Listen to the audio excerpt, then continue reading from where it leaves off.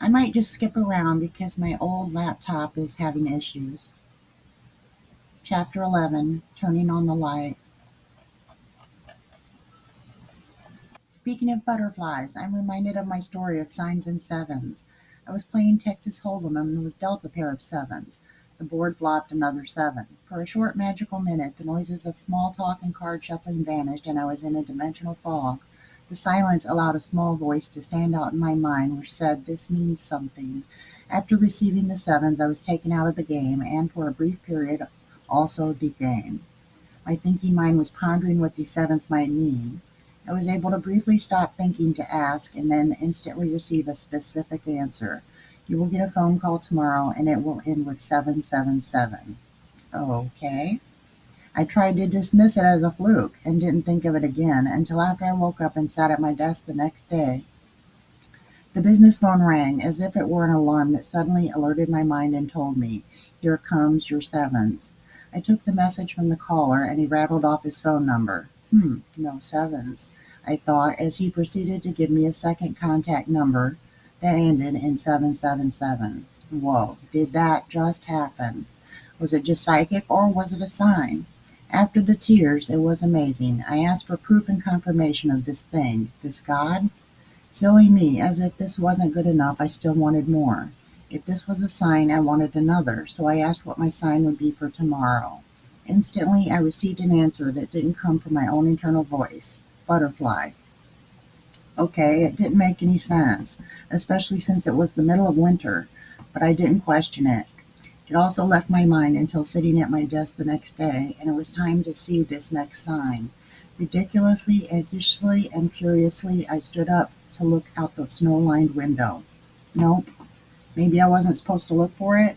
I sat back down and turned on the zombie tube. To my even further amazement, it was a commercial's close-up scene of a butterfly happily fluttering on Bambi's nose. I cried again. This continued for weeks, sign after sign, from the broken glass to the net.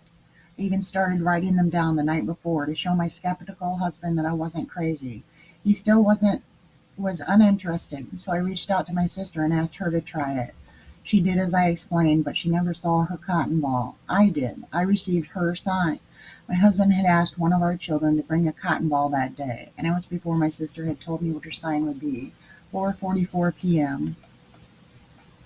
Ask and it will be given to you. Seek and you will find. Knock and it will be opened to you. For everyone who asks receives, and he who seeks finds. And to him who knocks it will be opened. Matthew 7:7. No truer words could have been more fitting, and to find them listed under sevens written by the seventh disciple was just more confirmation. Metaphorically, the phone is ringing, and I have to answer it and take the message. I was given a number so that I could return the calling. I, as you, have received many subtle signs throughout life. Proof of God doesn't need to come from religion or science, as neither could contain or fully explain him, nor would it satisfy each and every individual. It is in the unexplainable category where you will find him in your own way. He is a part of you, just as unique as is your perspective, so too is his coming, his messages, and his signs and confirmations.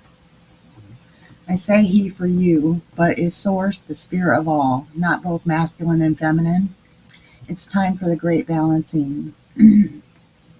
Just as the earth is cleansing herself in preparation of transformation, we are facing an ever-thinning veil.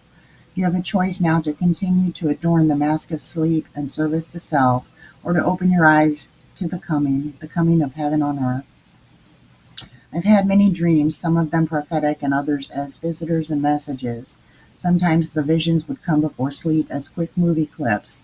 I've also had a few out-of-body experiences and have seen, felt, heard, and spoken to ghosts. My dad retired from the Navy, and after he had crossed over, I wore his necklace with his ship emblem and gave my husband his gold anchor to wear. The first time he came to me in a dream was a scene showing him relaxing in a rocking chair with his eyes closed. The message to me was that he was in transition and was resting before his next journey. In another vivid dream, he was in the room with me and both of my sisters. We were each wearing a necklace that suddenly began lifting up off our necks into the air. During some nights, as I was lying down to fall asleep, I would feel tingling and movement on the ship necklace I was wearing. Now recently, both of my sisters wear symbolic necklaces in remembrance of our parents, an anchor for him and a dolphin for her. Not only was it a visit from my dad, but he was also showing me confirmation by telling me about my sister's future purchases. That wasn't even the only prophetic experience. My sisters and I held an EVP session in my bedroom and was receiving yes and no answers via paranormal breaths of once for yes and twice for no. This dad spirit was asked when my sister's grandchild would be born, and we received 3 breaths. We asked if he meant the 3rd day of the month and got a no. Then we asked if he meant the 3rd day of the week, to which we received a yes. The baby was later born on a Tuesday. I asked a spirit once during an EVP session a question along the lines of the biggest problem in the world, or what we need to worry about the most. I was expecting an answer like money, war, government, asteroids, or various other things, but he simply said, yourselves. We, our thoughts, are what we need to change. 1111 is the computer code we are remembering, which signals the arrival of the ones who will bring awareness of the one. How can I pass up finishing chapter 11 without mentioning 1111? I know I'm not the only one who found out, via the internet, that I wasn't the only one seeing them everywhere. As I head upstairs for a nap, passing by the thermometer that reads 77, I'm trying to hang up my hat and switch off the light so I can release these ones and sevens and catch some Z's. I can see negativity lurking and trying to creep up from the dark corner of my mind. Eckhart would tell me this is the ego trying to maintain habitual control.